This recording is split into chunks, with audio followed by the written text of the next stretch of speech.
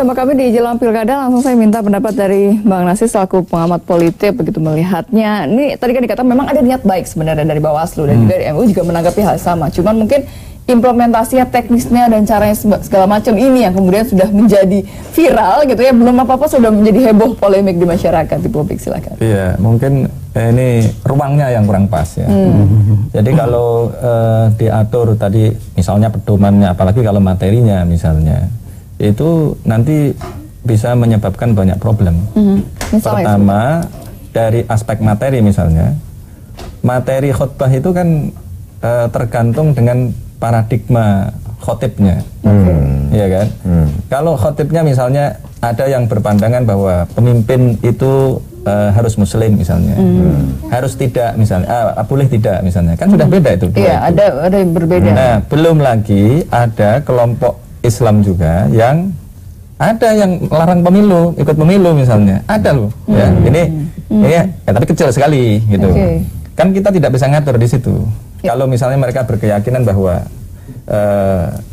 untuk konteks sekarang ini tidak ikut pemilu dulu misalnya, dan dalam konteks Indonesia, kalau sistem politik Indonesia ini aturan mainnya itu kan berbeda dengan Australia.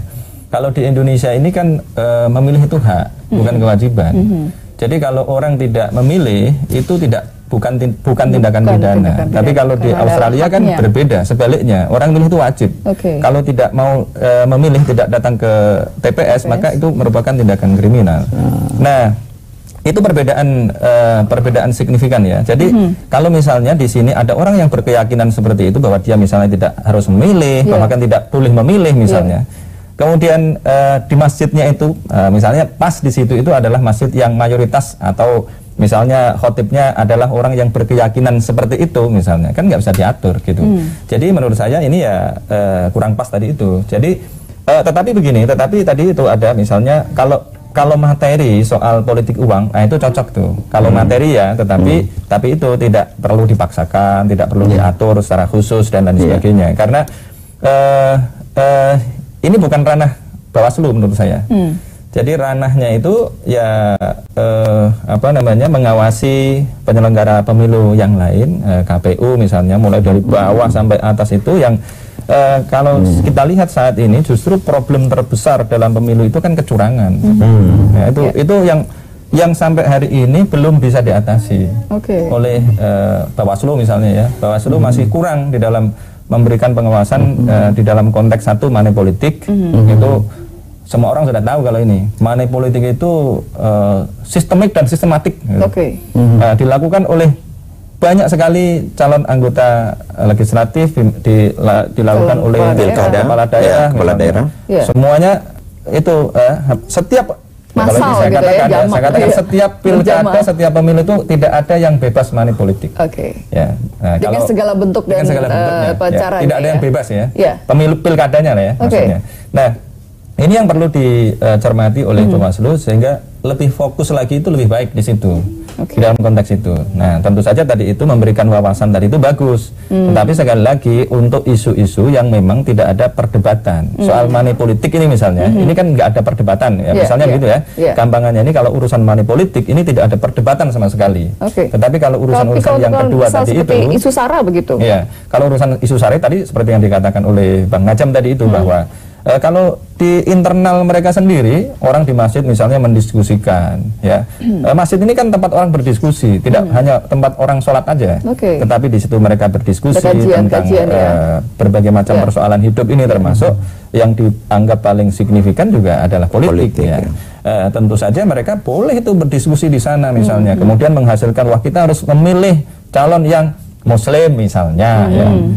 Tentu saja di gereja juga akan begitu misalnya. Ya nggak ada masalah kalau itu adalah internal mereka dan tadi itu tidak dipublikasikan sehingga tidak mengganggu suasana kebinekaan, tidak mengganggu suasana kebersamaan dalam konteks kehidupan bernegara yang berbineka tunggal ika. Gitu. Baik, silakan Bang Afif. Iya, saya kira kami perlu mengucapkan terima kasih ya untuk pengingat dari Mas Nasir sama Bang Najmuddin Ramli ya. Mungkin memang menginformasikan ke publiknya yang kita juga harus ekstra hati-hati, jangan sampai niatan baik ini dianggap tidak baik. Tapi pada sisi praktiknya sebenarnya aktivitas seperti ini juga sudah sering dilakukan dulu.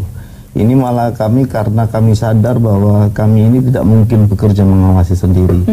Bahkan di Undang-Undang Pemilu itu orientasi pencegahan itu menjadi tugas kita, selain penindakan dan menangani sengketa proses kayak pendaftaran partai politik, pihak yang nggak puas datang ke kami. Itu sama-sama menjadi tugas yang 3 komponen tugas utama kita. Nah, ini adalah penerjemahan dari apa yang kita sebut dengan pencegahan. Jadi kami masih mengikuti prinsip dokter. Mencegah lebih bagus daripada mengobati. Karena pada saatnya potensi pelanggaran itu akan lebih jauh daripada apa yang kita pikirkan. Di satu titik kita pikir tidak ada masalah, bisa jadi malah meledak. Pada posisi itu tidak ada masalah. Pada posisi itu Bawaslu kita acungi jempol gitu. Tetapi kalau masuk pada ranah pengaturan konten, baik di dalam masjid diatur segala macam, ini akan bereaksi.